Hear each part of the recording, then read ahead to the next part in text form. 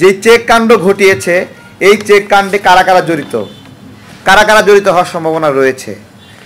যদি ক্ষমতার দিক থেকে আসি আমরা, এই সময়ে ডিসির বিষয়ে সুপারিশ করার অধিকার কার আছে? ছাত্রদের প্রতিনিধি হিসেবে যে উপদেষ্টারা আছে তাদের সবচেয়ে ক্ষমতা বেশি।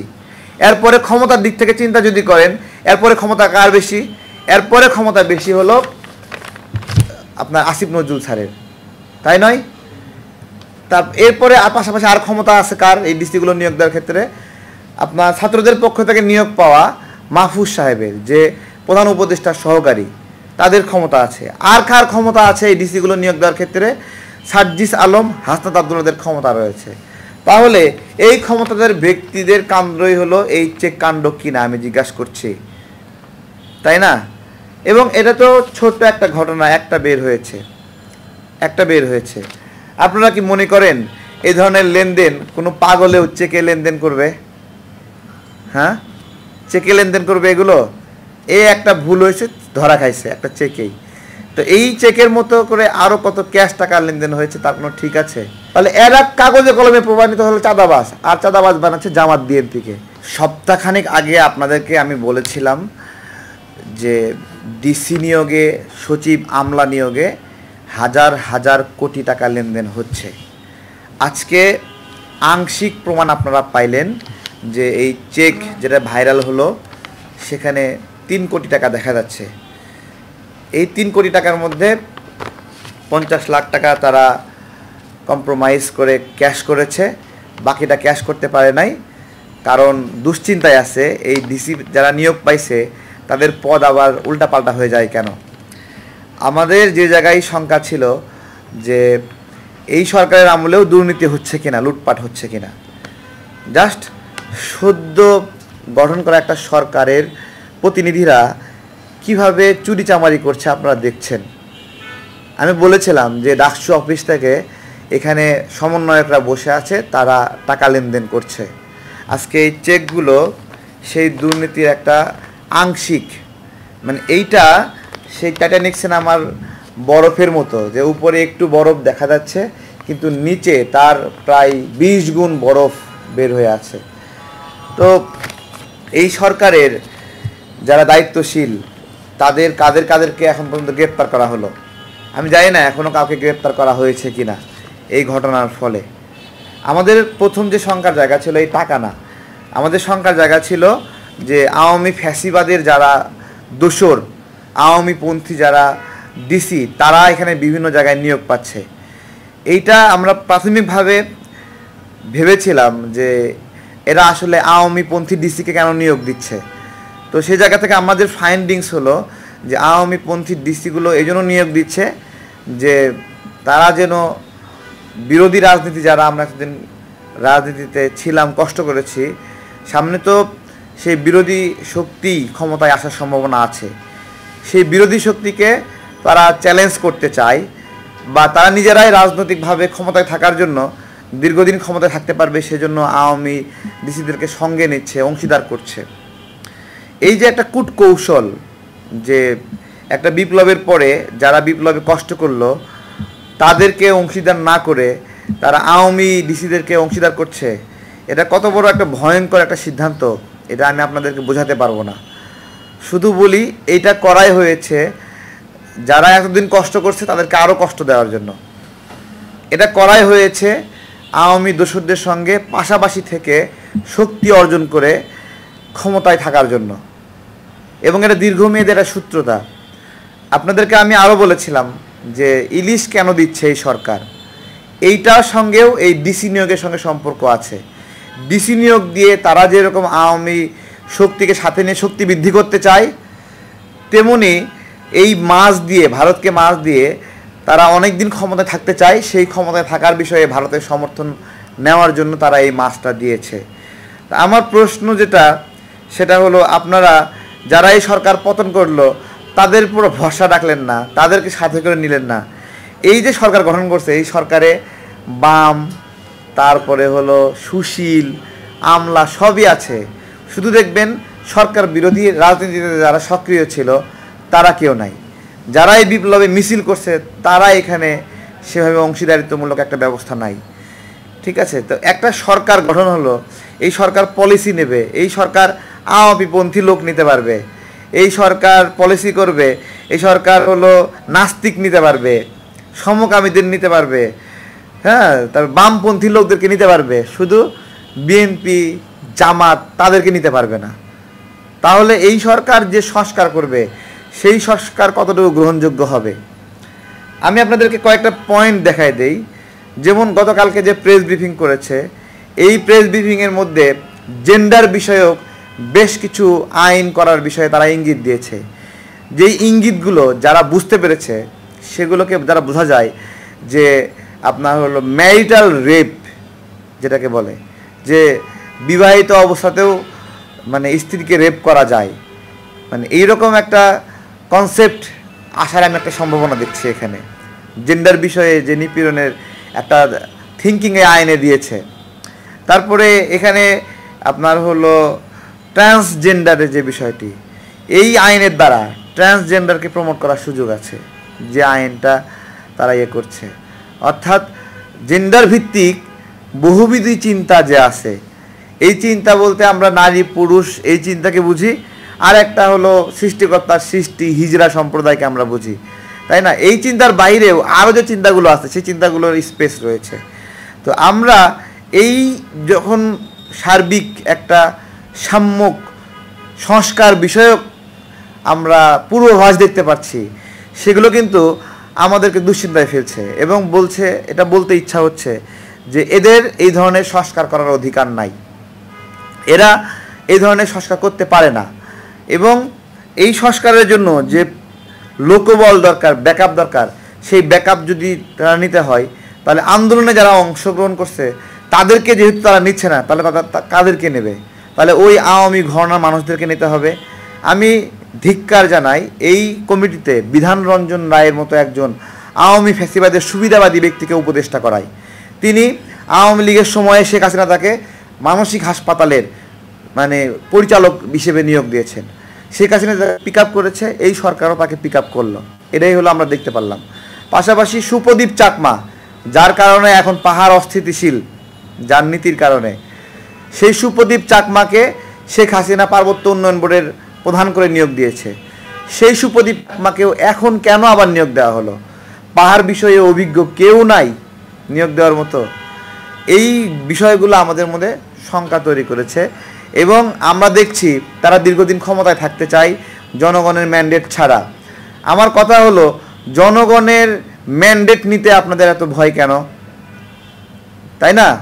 জনগণ শেখ হাসিনার পতন ঘটিয়েছে, আপনারা সেই পতনের পরে কিছু মানুষ মিলে সরকার গঠন করলেন এবং এইখানে এই সরকার গঠনে এবং এই সরকার গঠনের পরেও রাজনৈতিক দলগুলোকে নিয়ে ক্ষমতা কেন্দ্রিক কোনো পরিকল্পনা হয় নাই, যে কিভাবে আপনারা নির্বাচন করতে চান সে বিষয়ে মতামত নেওয়া, পরামর্শ নেওয়া, এগুলো কোনো কিছু নেওয়া হয়নি। তাহলে সেই জায়গা থেকে আপনারা একটা চাইবেন ঐচ্ছিকভাবে যে 2 বছর থাকতে চান, 3 বছর থাকতে চান, 1 বছর থাকতে চান, এটা কি আপনাদের অধিকার আছে বা সেটাকে আপনারা পারবেন? আমি আপনাদেরকে বলি যে যত ক্ষমতাধরী আপনারা হন, শুধু স্মরণ করে দিতে চাই সেই ক্ষমতা শেখ হাসিনার ফ্যাসিবাদের চেয়ে বড় ক্ষমতা না আপনারা। তাহলে আপনারা কিভাবে এই দৃঢ়তা পান এই কাণ্ডগুলো ঘটানোর জন্য? যে চেক কাণ্ড ঘটিয়েছে, এই চেক কাণ্ডে কারা কারা জড়িত হওয়ার সম্ভাবনা রয়েছে। যদি ক্ষমতার দিক থেকে আসি আমরা, এই সময়ে ডিসির বিষয়ে সুপারিশ করার অধিকার কার আছে? ছাত্রদের প্রতিনিধি হিসেবে যে উপদেষ্টারা আছে তাদের সবচেয়ে ক্ষমতা বেশি। এরপরে ক্ষমতার দিক থেকে চিন্তা যদি করেন, এরপরে ক্ষমতা কার বেশি? এরপরে ক্ষমতা বেশি হলো আপনার আসিফ নজরুল স্যারের, তাই নয়? তার এরপরে পাশাপাশি আর ক্ষমতা আছে কার এই ডিসিগুলো নিয়োগ দেওয়ার ক্ষেত্রে?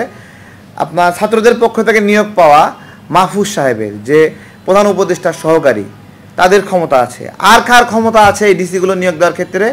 সার্জিস আলম, হাসনাত আব্দুল্লাহদের ক্ষমতা রয়েছে। তাহলে এই ক্ষমতাদের ব্যক্তিদের কাণ্ডই হলো এই চেক কাণ্ড কিনা আমি জিজ্ঞাসা করছি, তাই না? এবং এটা তো ছোট্ট একটা ঘটনা, একটা বের হয়েছে। আপনারা কি মনে করেন এই ধরনের লেনদেন কোনো পাগলেও চেকে লেনদেন করবে? হ্যাঁ, চেকে লেনদেন করবে এগুলো? এই একটা ভুল হয়েছে, ধরা খাইছে একটা চেকেই। তো এই চেকের মতো করে আরও কত ক্যাশ টাকা লেনদেন হয়েছে তার কোনো ঠিক আছে? আর দেখেন এই সময়ে কত ওএসডি হওয়া নাগরিকরা আছে, যে ওএসডি হওয়া নাগরিকরা প্রত্যাশা করে যে তারা ভিসি হবে, ডিসি হবে, সচিব হবে, আমলা হবে। রাজশাহী বিশ্ববিদ্যালয়ের প্রায় 14 বছর ধরে মানে একজন শিক্ষককে ডিপার্টমেন্ট হেড হতে দেওয়া হয় নাই, হ্যাঁ, কারণ তিনি ফ্যাসিবাদের সমালোচক ছিলেন। ঠিক আছে, তিনিও রাজশাহী বিশ্ববিদ্যালয়ের ভিসি হওয়ার জন্য আবেদন করেছিলেন বা চেষ্টা করেছিলেন, যে উনি অনেক দিন আপনার হলো নিপীড়নের শিকার হয়েছেন, কিন্তু পরে দেখা গেল অন্য একজন নিয়োগ পাচ্ছে। তো আমরা এই সংগ্রামে যারা লড়াই করলাম, যে মানুষগুলো, আমি তো বলছি যে উপদেষ্টাগুলো হয়েছে এরা হাসিনার দোসর কিনা প্রমাণ করার জন্য একটা আমি আপনাদেরকে গাইডলাইন দিই যে এই উপদেষ্টারা শেখ হাসিনার দোসর কিনা। এরা সবাই ফেসবুক ব্যবহার করে, তাই না? অথবা এরা ছাত্র আন্দোলনের সমর্থক ছিল কিনা প্রমাণ করতে হবে না? তাহলে এটা প্রমাণ আমরা কিভাবে করতে পারি? এই যারা উপদেষ্টা হয়েছে, আমি আপনাদেরকে চ্যালেঞ্জ করছি যে 18 জুলাই থেকে শুরু করে বা 19 জুলাই থেকে শুরু করে আপনাদের 3 আগস্ট পর্যন্ত, 3 আগস্টের আগে শেখ হাসিনা পতনের সম্ভাবনা তৈরি হয়নি, 3 আগস্টের আগ পর্যন্ত আপনারা ফেসবুক চেক করেন, সকল উপদেষ্টা চেক করেন, চেক করে যদি পান এরা ছাত্র আন্দোলনের সমর্থক ছিল, তাহলে আমি বললাম যে আমার রাজনীতি করার প্রয়োজন নাই।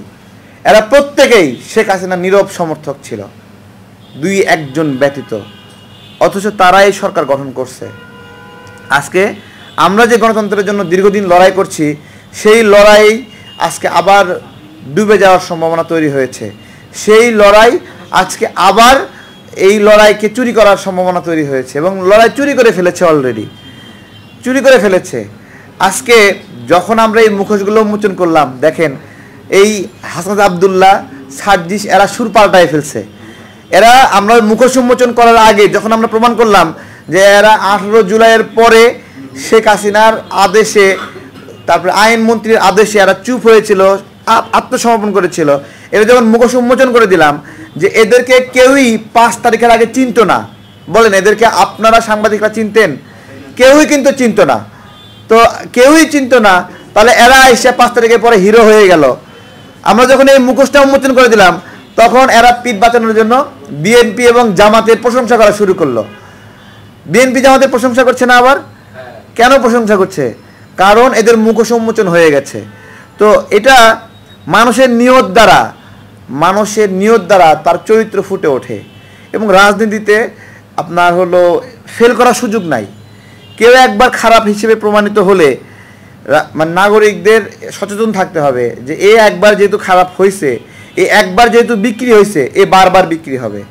এই হাসনাত এবং সার্জিসরা ডিসিশন নিয়ে ফেলেছিল কিভাবে, যে এরা বিএনপি জামাত সহ আমরা যারা বিরোধী রাজনীতি করেছি দীর্ঘদিন, তাদের বিরুদ্ধে আলাদা একটা রাজনৈতিক প্রক্রিয়া করবে, এবং এই রাজনৈতিক প্রক্রিয়া করার জন্য তাদের সিদ্ধান্ত কি, মানে আমরা তো আমাদের দল ভেঙে ওদের সঙ্গে গিয়ে যুক্ত হব না, তাহলে ওদের সঙ্গে কারা যুক্ত হওয়ার সম্ভাবনা রয়েছে? যেহেতু আওয়ামী লীগ রাজনীতি করার সুযোগ পাচ্ছে না, তো আওয়ামী লীগ পিঠ বাঁচানোর জন্য তাদের সঙ্গে এসে যুক্ত হবে, এবং তাদের একটা সেফ জায়গা।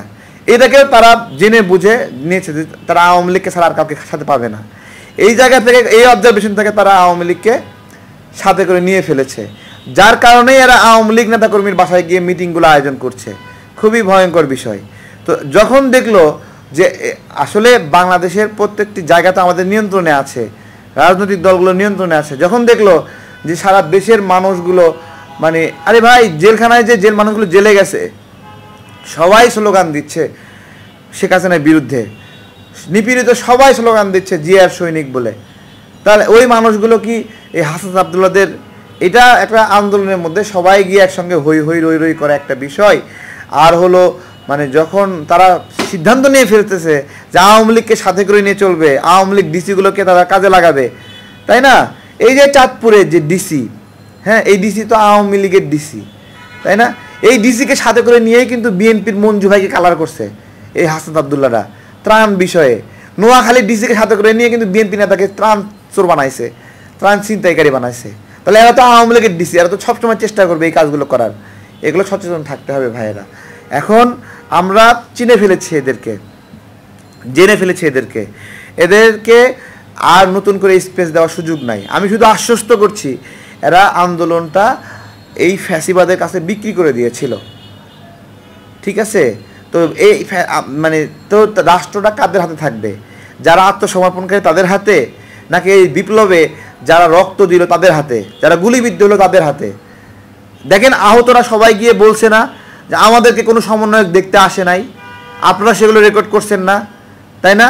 তাহলে ওরা আহতদের চিকিৎসা সেবা নিশ্চিত না কইরা, এমনও নিউজ হয়েছে না এখনও দুই চোখে 8টা গুলি, এরকম নিউজ হয়েছে না, তাই না? তাহলে এগুলো বাদ দিয়ে, চিকিৎসা বাদ দিয়ে, ভাই আমাদের হাতে তো পাবলিক টাকা দেবে না, আমাদের হাতে তো উপদেষ্টার সাথে সম্পর্ক নাই, তাই না? এই সম্পর্ক যে সমন্বয়কগুলো তারাই লেনদেন করতেছে, তো তারা এই সভা সমাবেশগুলো করার জন্য টাকা পয়সা বের করতে পারতেছে, আর চিকিৎসা করার জন্য বের করতে পারছে না। একজনকে সিঙ্গাপুরে যেতে হলো, পিনাকি দাদা তাকে ফেসবুকে পোস্ট করে তার জন্য কয়েক লক্ষ টাকা সংগ্রহ করে দিল। কেন সে তুলতে হবে? সে টাকা কেন তুলতে হবে? কেন এখানে শত শত কোটি টাকা আসে না এই চিকিৎসা বাবদ? আসে না? তাহলে কেন তুলতে হলো? এই উপদেষ্টারা বিভিন্ন জায়গায় বিদেশ সফরে যাচ্ছে, এই যে সিঙ্গাপুরে গেছে স্বাস্থ্য উপদেষ্টা, তাই না? সে স্বাস্থ্য উপদেষ্টা হয়ে যেতে পারলো সিঙ্গাপুরে, একটা রুগীকেও নিতে পারলো না। এগুলো আজকে খুবই আমি নিন্দা জানাচ্ছি, শেষে আবারও নিন্দা জানাচ্ছি। এই চেকগুলো ঘটনা তদন্ত করতে হবে। এই চেকটা এখানে একজন ব্যবসায়ীর আর কি, এটা চেকছে ওই সচিবরা, আমরা অনেক ঘাগুমাল, ওরা তো এগুলো বুঝেন।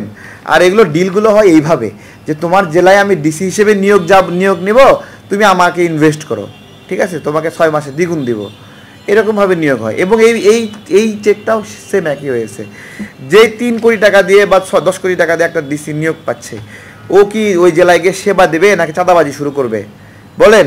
তাহলে যে সমন্বয়করা এই ডিসিকে নিয়োগ দিল 10 কোটি টাকা দিয়া, সেই সমন্বয়করা চাঁদাবাজি করলো না? ওই এলাকায় গিয়ে চাঁদাবাজ জন্ম দিল না? ওই ডিসি চাঁদাবাজি করবে না? তাহলে এরা কাগজে কলমে প্রমাণিত হলো চাঁদাবাজ, আর চাঁদাবাজ বানাচ্ছে জামাত বিএনপিকে, তাই না? এগুলো কি বলবো, ডাকসুতে বসে বসে চাঁদাবাজি চলতেছে।